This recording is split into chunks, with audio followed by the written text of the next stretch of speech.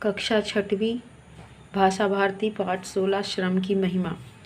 केंद्रीय भाव। जीवन में केवल दो प्रकार के व्यक्ति असफल होते हैं। एक वे जो केवल सोचते हैं करते नहीं, और दूसरे वे जो करते हैं किंतु सोचते नहीं। सफल केवल वही होते हैं जो सोच समझकर काम करते हैं।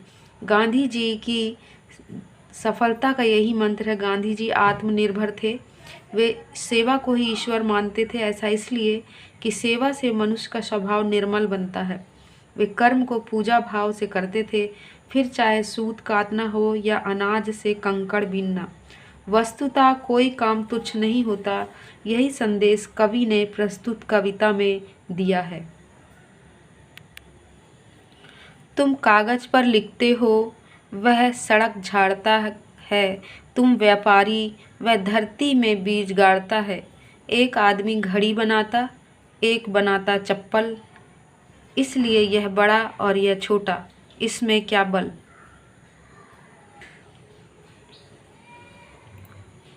सूत काटते थे गांधी जी, कपड़ा बुनते थे और कपास जुलाहों के जैसा ही धुनते थे। चुनते थे अनाज के कंकड़, चक्की घिसते थे। आश्रम के अनाज यानी आश्रम में पिसते थे। जिल्द बांध लेना पुस्तक की उनको आता था। हर काम सफाई से नित करना भाता था। ऐसे थे गांधी जी, ऐसा था उनका आश्रम। गांधी जी के लेखे पूजा के समान था श्रम। एक बार उत्साहग्रस्त कोई वकील साहब जब पहुँचे मिलने, बाबूजी पीस रहे थे तब। बाबूजी ने कहा बैठिए, पीसेंगे मिलकर। जब वे झिझके, गांधी जी ने कहा पीसेंगे मिलकर। जब वे झिझके, गांधी जी ने कहा और खिलकर, सेवा का हर काम हमारा ईश्वर है भाई। बैठ गए वे दबसट में, पर अकल नहीं आई। इसे भवानी प्रसाद मिश्र जी ने लिखा है और ये यहाँ पर उनका जीवन परिचय दिया हुआ है। भवानी प्रसाद मिश्र, इनका जन्म सन 1913 में होशंगाबाद जिले के टिगरिया नामक गांव में हुआ था। ये गांधी जी के विचारों से पूरी तरह प्रभावित थे। इनकी अधिकांश कविताएं बोलचाल की व्यवहारिक भाषा में हैं। सरलता और स्वाभाविकता के साथ साथ माधुर्य आपकी भाषा का विशिष्ट गुण है। गीत फरोश, अंधेरी कविताएं, गांधी पंचशती, बुनी हुई रस्सी आदि इनकी प्रमुख रचनाएं हैं।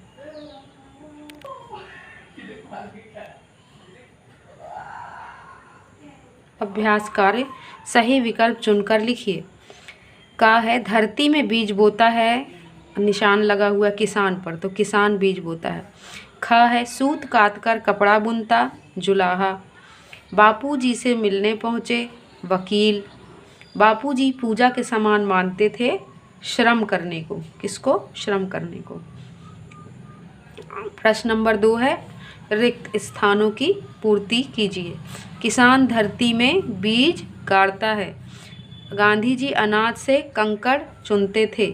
गांधी जी को काम सफाई से करना भाता था। गांधी जी कपास जुलाहों के जैसा ही धुनते थे। निम्नलिखित प्रश्नों के उत्तर दीजिए। का इसलिए यह बड़ा और यह छोटा, इस पंक्ति से कवि का क्या आशा है? उत्तर उपरोक्त पंक्ति का आशा है कि कोई भी काम छोटा या बड़ा या बुरा नहीं होता। नेक्स्ट है खा आश्रम के कार्य गांधी जी स्वयं क्यों करते थे? उत्तर गांधी जी आत्मनिर्भर थे। वे सेवा को ही ईश्वर मानते थे, इसलिए वे आश्रम के कार्य स्वयं करते थे। नेक्स्ट है गा ऐसे थे गांधी जी संबोधन में कवि का संकेत क्या है? ऐसे थे गांधी जी कवि का संकेत है कि हमें भी गांधी जी की तरह सेवा का कार्य करना चाहिए। नेक्स्ट है घ गांधी जी ने सेवा के कार्य को ईश्वरीय कार्य क्यों माना है? उत्तर गांधी जी ने सेवा के कार्य को ही ईश्वरीय कार्य इसलिए माना है, इसलिए कि सेवा से मनुष्य का स्वभाव निर्मल बनता है। नेक्स्ट है इस कविता से आपको क्या शिक्षा मिलती है? उत्तर इस कविता से हमें यह शिक्षा मिलती है कि किसी कार्य को करने से कोई छोटा या बड़ा नहीं होता और कोई भी काम बुरा नहीं होता। यहाँ कम की जगह काम है। नेक्स्ट है गांधी जी छोटे से छोटे कार्य को महत्व क्यों देते थे? उत्तर गांधी जी छोटे से छोटे कार्य को महत्व देते थे क्योंकि कोई भी काम बुरा नहीं होता, हमें अपने कर्म को पूजा भाव से करना चाहिए। प्रश्न नंबर 4, निम्नलिखित पंक्तियों का भाव स्पष्ट कीजिए। क, सेवा का हर काम हमारा ईश्वर है भाई। भाव है, गांधी जी कहते थे सेवा भाव से किया गया हर कार्य ईश्वर की पूजा के बराबर है। नेक्स्ट है, एक आदमी घड़ी बनाता, एक बनाता चप्पल, इसलिए यह बड़ा और यह छोटा, इसमें क्या बल। कवि कहते हैं कि आदमी घड़ी बनाता है, एक बनाता है चप्पल, वह मोची कहलाता है, इसलिए कोई काम बड़ा या छोटा नहीं होता, इस बात पर कोई बल नहीं है। नेक्स्ट है, ऐसे थे गांधी जी, ऐसा था उनका आश्रम, गांधी के लेखे पूजा के समान था श्रम। भाव, गांधी जी ऐसे ही थे, उन्हें हर काम स्वयं से करना अच्छा लगता था। गांधी जी हर काम को पूजा भाव से करते थे और मेहनत को ही कर्म समझते थे।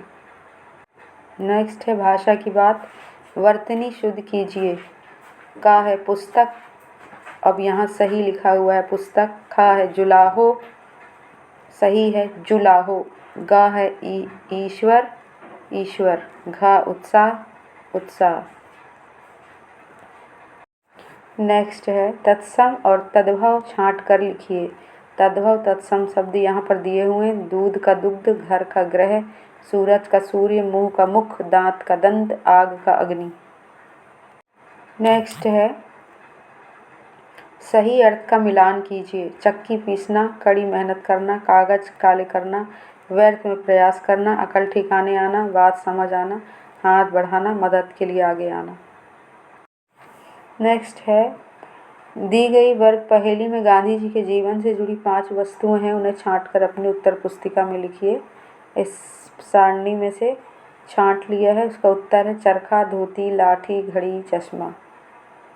नेक्स्ट है, निम्नलिखित शब्दों का वाक्य में प्रयोग कीजिए। पहला है व्यापारी, व्यापार करने वाले को व्यापारी कहते हैं। दूसरा है कपड़ा, गांधी जी अपने हाथों से कपड़ा बनाते थे। तीसरा है आदमी, कर्म करने से आदमी का स्वभाव निर्मल होता है। चौथा है चक्की, गांधी जी चक्की से अनाज पीसते थे। पद्यांशों के अर्थ।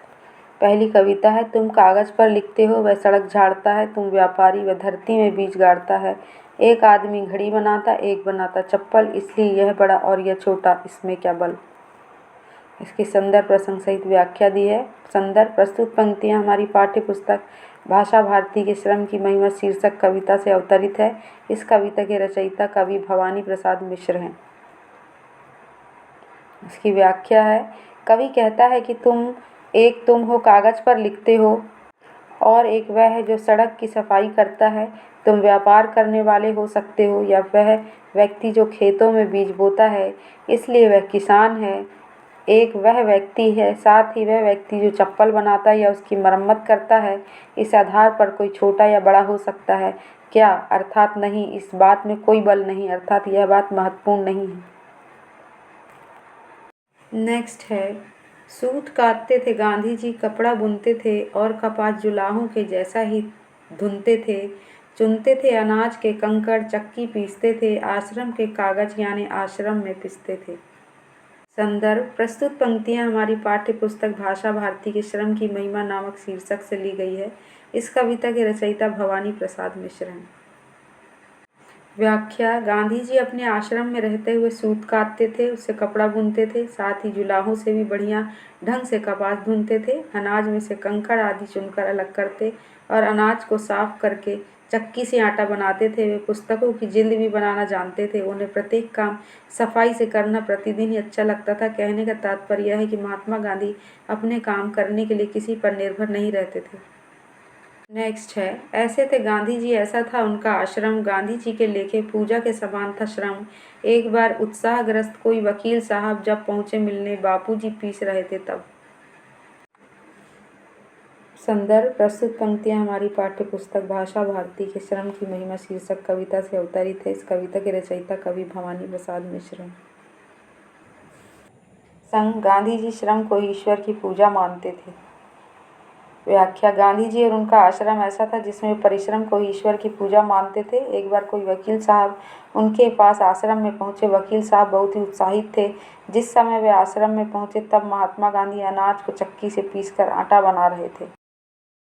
नेक्स्ट है, बापूजी ने कहा बैठिए पीसेंगे मिलकर। जब वे झिझके गांधी जी ने कहा और खिलकर, सेवा का हर काम हमारा ईश्वर है भाई। बैठ गए दबसट में पर अकल नहीं आई।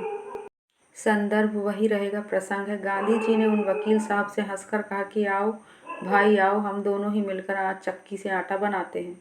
व्याख्या, वकील साहब उत्साहपूर्वक जोश से भरे हुए बापूजी से मिलने आश्रम में पहुंचे। तब गांधी जी ने कहा, आइए बैठिए, हम दोनों ही मिलकर अनाज पीसेंगे और आटा तैयार करेंगे। इस पर वकील साहब को झिझकने लगे, अर्थात उन्हें चक्की पीसना एक घृणित सा काम लगा।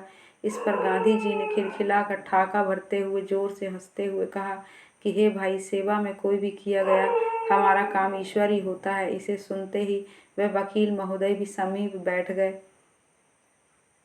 लेकिन गांधी जी द्वारा कही गई बात समझ नहीं सके। उनकी बुद्धि ने काम नहीं किया, अर्थात गांधी जी के कहे हुए शब्दों को वे समझ नहीं सके।